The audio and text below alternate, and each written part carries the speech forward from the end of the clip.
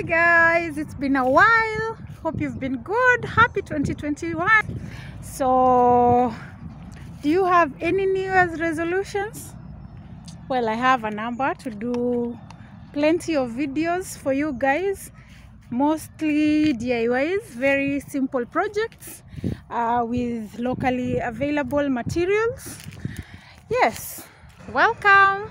So today I'm going to make a DIY charcoal stove. You can call it a Jiko, you can call it a three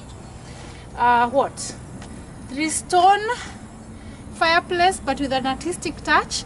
So remember I showed you guys how one makes the DIY briquettes at home. So I'll be using the DIY briquettes here. I'll also show you a comparison between commercial briquettes and ordinary makaa in the next video. So guys, kindly subscribe for more content like that. So what we'll need for today's project is 3 stones. 3 stones. You'll need lots and lots of straw, nyasi ya kawaida. The longer it is, the better. It helps with the binding. And then you will need hii mesh wire. Just go to a hardware store in case you don't have it with you. You can buy this. This is a very small piece. And then of course you'll need some water, and then you'll need some soil. So I'm in the coastal region, so it's sandy soil, so it will really work, but any soil can actually do this job. So don't overthink it. That's my mantra. Don't overthink anything. Just use available resources and have fun. Okay, so first step is I'm going to pour some water. That's the first rule of construction. Before you commence any sort of construction work that involves stone, masonry walls, always pour some water. Then this is what I'm going to do. So you take this, okay, remember the mesh wire, you place it on top. So I've placed this a bit high, and then this is a bit low. So basically this is where we'll be putting our makaa, our briquettes, our charcoal, right here. So remember, I want to give it some sort of fun, some sort of artistic touch basically. So what you do is take your straw, but then the longer the straw the better. So you take your soil, okay, you take your soil,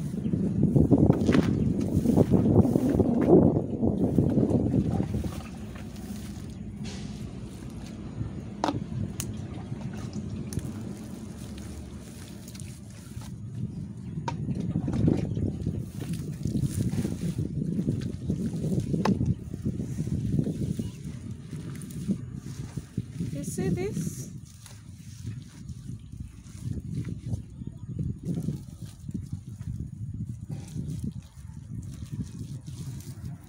So now that's what I'm going to do. So what I want to do, I want to create a circular cooking spot so that I don't waste a lot of briquettes. So that's it.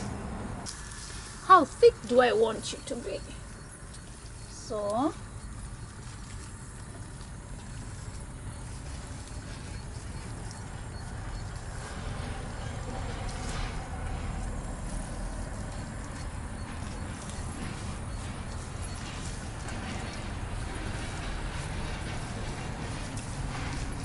remember, I want it to look so fancy you can't tell what's going on.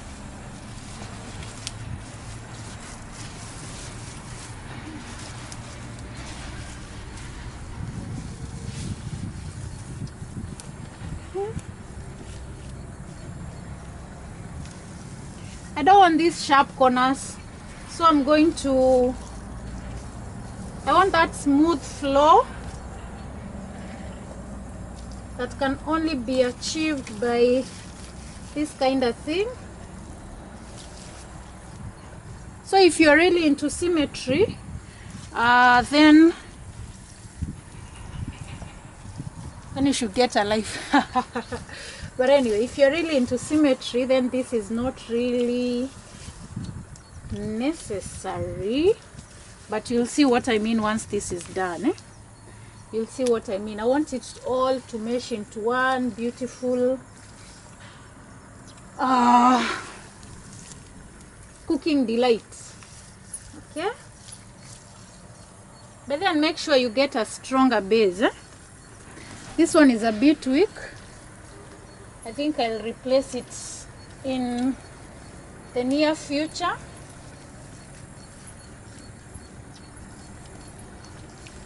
So this is where you'll put your pot.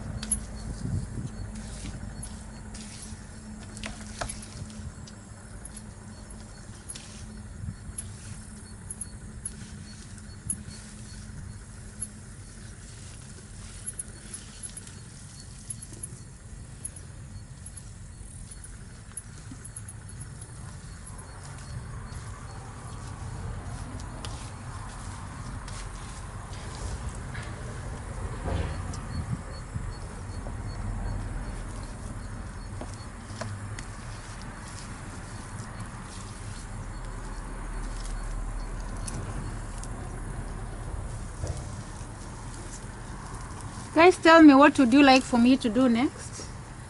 Though these projects are so over the place, it would be hard for you to actually but tell me, I would like to hear you guys. Like, what would you like to see me make?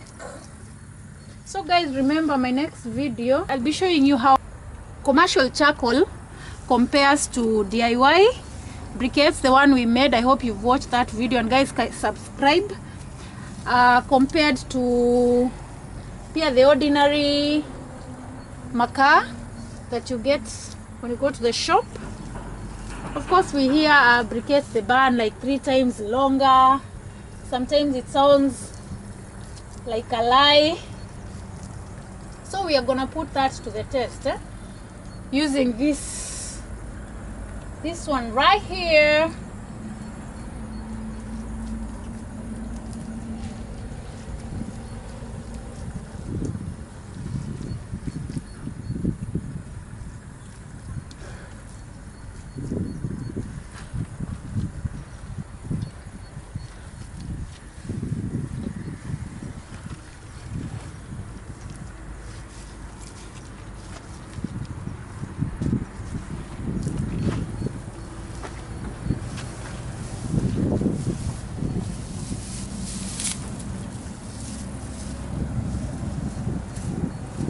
But if you want it very neat and very beautiful and very sensual,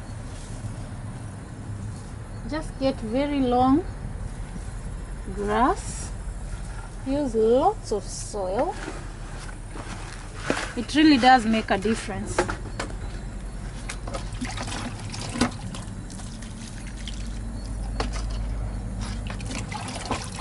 I was supposed to do this during the day, so I'm in a bit of a rush.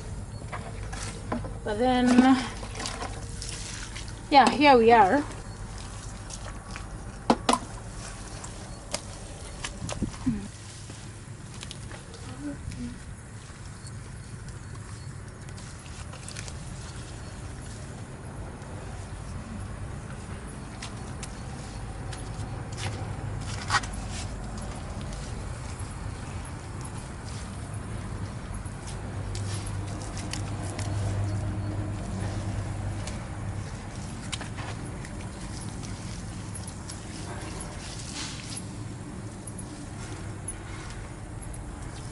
For that consistency, you can color all of it. Is this really necessary? Let's see.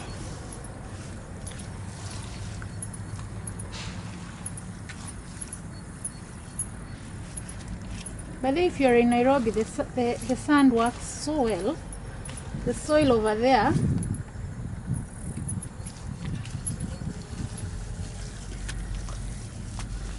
works perfectly. So ideally, the one I'd made earlier used so much fuel that it didn't make sense to me. So this is what you do.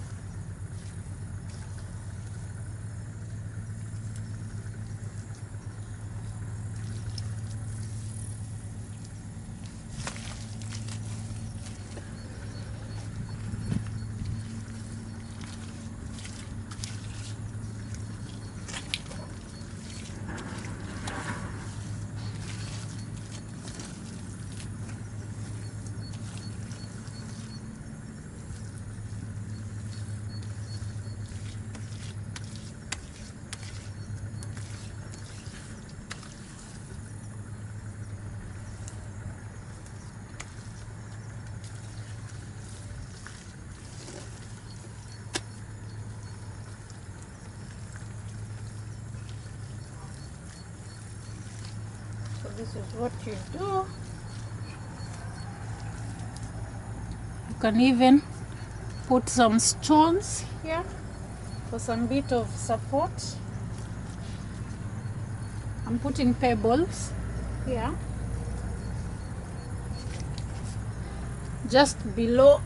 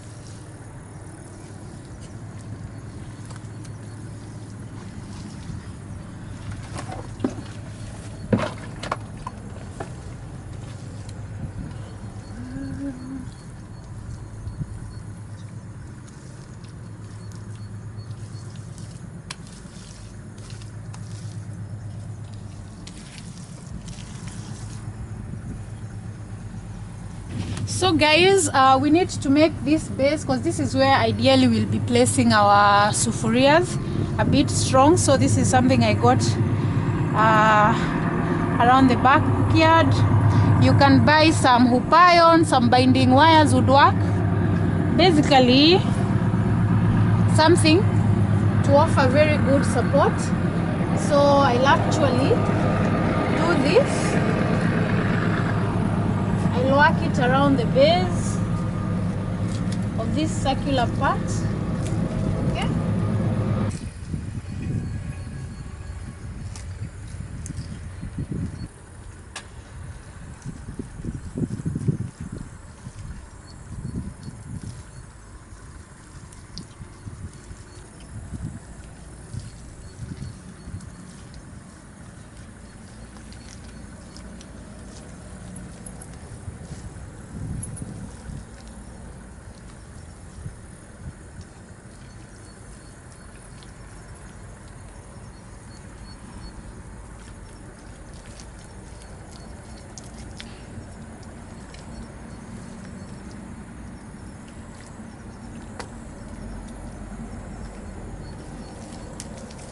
They're so weak. I don't think they're even helping much.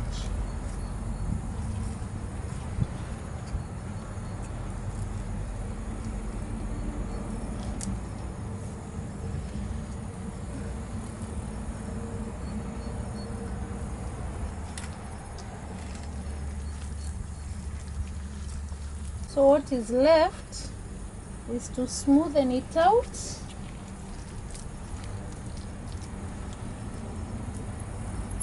Some tip, once it has dried out, you can take ash, mix it with some cement, and then I'm not going to do that, but it does do something. Eh? It's not necessary. Yes, there you have it.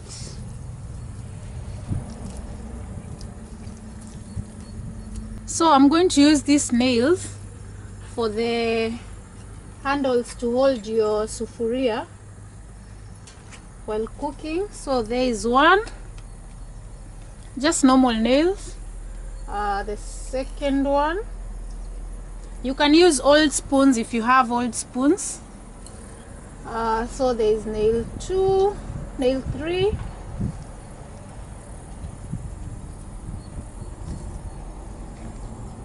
and there is nail 4.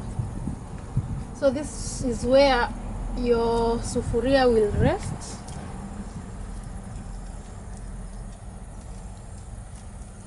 See?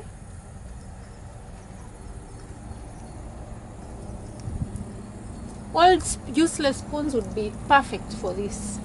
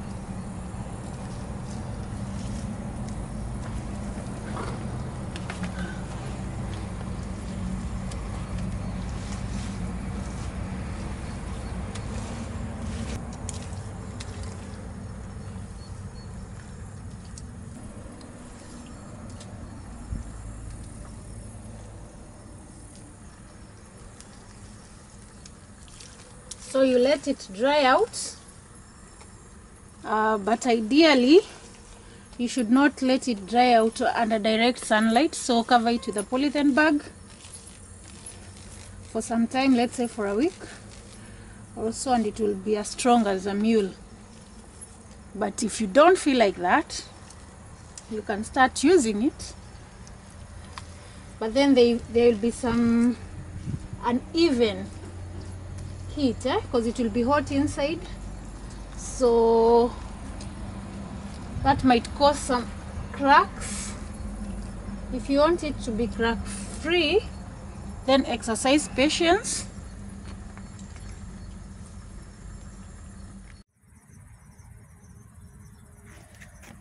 So guys, this is it. I'm already using it. As you can see, that's where I put my briquettes, the ones we made.